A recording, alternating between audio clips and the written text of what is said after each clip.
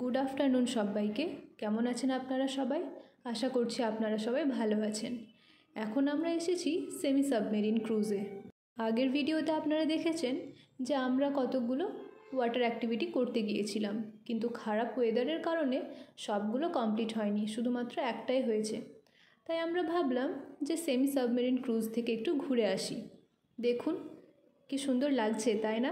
কত জাহাজ চলাচল করছে, আর এখন বেশ ফাঁকা আছে, তাই আমরা বেশ কয়েকটা ছবি তুলে নিলাম।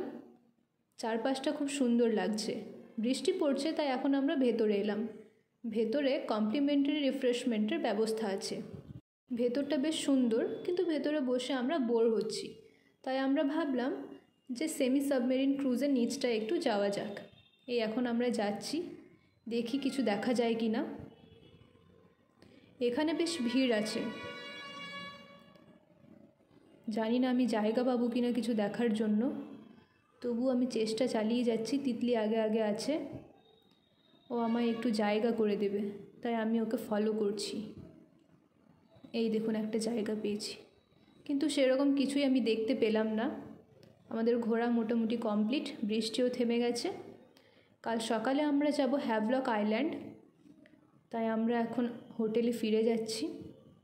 আমরা বেশ টায়ার্ডও হয়ে পড়েছি, তাই ভাবছি তাড়াতাড়ি ডিনার করে আমরা শুয়ে পড়ব, কারণ কাল সকালেও বেরোতে হবে।